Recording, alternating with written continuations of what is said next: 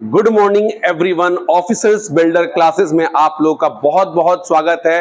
अभी हम लोग मॉडर्न हिस्ट्री का सीरीज लगातार चला रहे हैं, तो जिसको भी कोई भी टॉपिक मॉडर्न हिस्ट्री का अगर नहीं क्लियर है तो एक बार इस चैनल पे जाके जरूर देखें, और अगर ये चैनल आपको पसंद आता है तो सब्सक्राइब जरूर करें। आज हम लोग पढ़ने वाले हैं, जैसे इसके पहले तक हमने तृतीय गोलमेज सम्मेलन तक एक एक टॉपिक को कंप्लीट किया है। जिसको भी अगर जिसने भी नहीं देखा है तो जाके एक बार ऑफिसर्स बिल्डर क्लासेस के चैनल को देखें, और उसके बाद आप लगातार इस सीक्वेंस को देखिएगा तो आपको बहुत अच्छे से मॉडर्न हिस्ट्री समझ में आएगा। आज हम लोग करने जा रहे हैं कांग्रेस समाजवादी पार्टी का गठन। कांग्रेस समाजवादी पार्टी का गठन, तो ये पार्टी जो बनी थी 1934 में बनी थी। कांग्रेस समाजवादी पार्टी का गठन, कांग्रेस के भीतर ही समाजवादी विचारधारा के कुछ नेताओं ने हटकर एक बड़े दल, मतलब एक बहुत बड़ा दल हटकर कांग्रेस से समाजवादी, यानी कि उनका प्रिंसिपल क्या होने वाला था, सोशलिस्ट होने वाला था। समाजवादी के विचारधारा पर आधारित एक पार्टी का गठन किया और इस पार्टी का नाम रखा था कांग्रेस समाजवादी पार्टी। देखिए, इस पार्टी को बनाने वाले में मुख्य रूप से हमारे बिहार के जयप्रकाश नारायण थे, जिन्हें लोक नायक के नाम से भी जाना जाता था। तो जयप्रकाश नारायण, आचार्य नरेंद्र देव, मीनू मसानी मुख्य भूमिका निभाई थी इस पार्टी को, मुख्य भूमिका निभाए थे इस पार्टी को बनाने में। साथ ही साथ इसके अन्य सदस्यों में अशोक मेहता थे, राम मनोहर लोहिया थे और पटवर्धन थे। इन लोगों ने मिलकर बंबई में, याद रखिएगा, कांग्रेस समाजवादी पार्टी का गठन कहां हुआ था? बंबई में हुआ था। बंबई में कांग्रेस समाजवादी पार्टी का गठन किया गया था। ये बहुत बार आपके एग्जाम में पूछा गया है, ठीक है। तो कांग्रेस समाजवादी पार्टी जो थी, कांग्रेस से हटकर समाजवादी विचारधारा पर आधारित एक नई पार्टी का गठन किया था, और इस पार्टी का निर्माण करने में, मुख्य भूमिका निभाने में जयप्रकाश नारायण थे। कौन था? कौन था? इनको क्या कहा जाता था? क्या कहा जाता था? इसके अलावा आचार्य नरेंद्र देव, मीनू मसानी, ये तीन लोगों ने मुख्य भूमिका निभाई थी, और इसके अन्य सहयोगी में अशोक मेहता, राम मनोहर लोहिया और पटवर्धन इत्यादि लोग भी शामिल थे। इसी समय जयप्रकाश नारायण ने, चूंकि समाजवाद के बारे में लोगों को बताना था कि क्यों मैंने इस पार्टी को बनाया है, तो एक पुस्तक की रचना भी की थी। उस पुस्तक का नाम है समाजवाद ही क्यों। ये पुस्तक जयप्रकाश नारायण द्वारा रचा गया था, और इसी समय आचार्य नरेंद्र देव ने भी एक पुस्तक लिखा था, वो था समाजवाद और राष्ट्रीय आंदोलन। समाजवाद और राष्ट्रीय आंदोलन के रचयिता आचार्य नरेंद्र देव थे, और समाजवाद ही क्यों, इसके रचयिता जयप्रकाश नारायण थे। जिस समय यह घटना घट रही थी, उसी समय भारत में प्रांतीय चुनाव का क्या हुआ था? घोषणा किया गया था।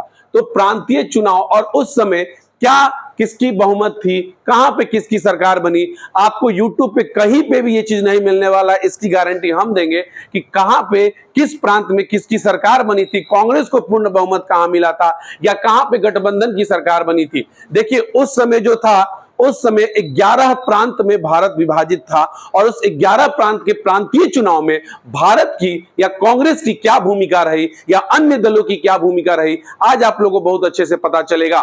देखिए, प्रांतीय चुनाव जो हुआ था ये 1937 में हुआ था, और इसका चुनाव जब कब आयोजित किया गया था? जनवरी-फरवरी 1937 में किया गया था प्रांतीय विधानमंडल का चुनाव।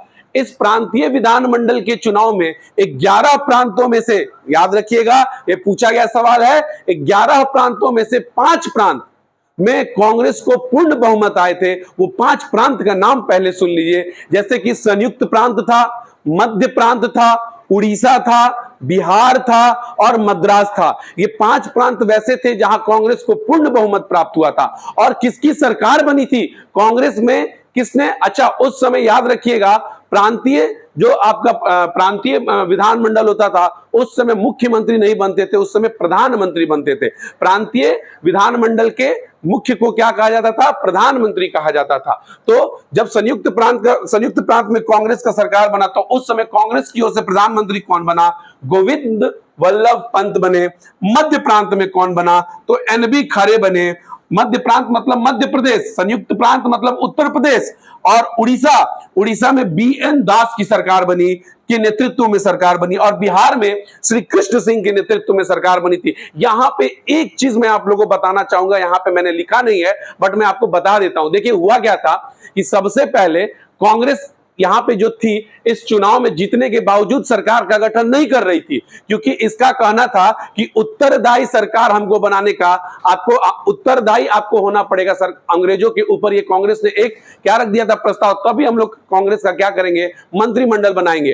कांग्रेस के नहीं बनाने के बावजूद यहां पे एक बिहार के मोहम्मद यूनुस थे जो आपके मुस्लिम स्वतंत्र पार्टी के नेता थे। जब कांग्रेस और भारत में कहीं पे भी सरकार का गठन नहीं किया जा रहा था, क्योंकि कांग्रेस की कुछ मांग थी अंग्रेजों के द्वारा, वो मांग जब पूरा नहीं किया जा रहा था अंग्रेजों के द्वारा, तो कांग्रेस ने मंत्रिमंडल में बनाने से इनकार कर दिया था। लेकिन मोहम्मद यूनुस ने बिहार की तरफ से, ये पूरे हम भारत की बात कर रहे हैं कि मोहम्मद यूनुस बिहार की तरफ से प्रथम सरकार बनाने का दावा किए थे और प्रथम प्रधानमंत्री बने थे मोहम्मद यूनुस। लेकिन मैं ये बात कर रहा हूं, ये टेम्पररी था, वो बहुत छोटे दल के थे जिन्होंने अपना ये अधिकार व्यक्त किया, क्योंकि जब बड़ा दल का सरकार नहीं बनाने गया तो अंग्रेजों ने बना कि जो सबसे छोटे दल के हैं वो आइए सरकार बनाइए, अगर कांग्रेस नहीं बना रहा है तो। किसी ने नहीं कहीं पे भी किसी भी प्रांत में इस चीज को स्वीकार किया, लेकिन बिहार के मुस्लिम पॉलिटिकल स्वतंत्र पार्टी के जो नेता मोहम्मद यूनुस थे उन्होंने सरकार बनाया था। हालांकि वो टेम्पररी था। जैसे ही कांग्रेस और अंग्रेजों के बीच उस बात को लेके कि उत्तरदायी सरकार बनाना है, इस चीज की उनके बीच में विवाद खत्म हो गया, तो तुरंत मोहम्मद यूनुस को क्या करना पड़ गया था, इस्तीफा देना पड़ गया था, और फिर कांग्रेस की सरकार बनी थी जो श्री कृष्ण सिंह के नेतृत्व में बनी थी। तो यहां पे मैं लिखा हूं कि बिहार में जो कांग्रेस की सरकार बनी थी श्री कृष्ण सिंह के नेतृत्व में बनी थी, ये परमानेंट सरकार थी। लेकिन टेम्पररी कुछ टाइम पीरियड के लिए किसने बनाया था, मोहम्मद यूनुस ने बनाया था, जो मुस्लिम पॉलिटिकल पार्टी के नेता थे। तो बिहार में श्री कृष्ण सिंह के नेतृत्व में सरकार बना और मद्रास में सी राजा गोपालचारी के नेतृत्व में सरकार बना था। ये तो 5 वो जगह है जहां कांग्रेस को पूर्ण बहुमत हुआ था।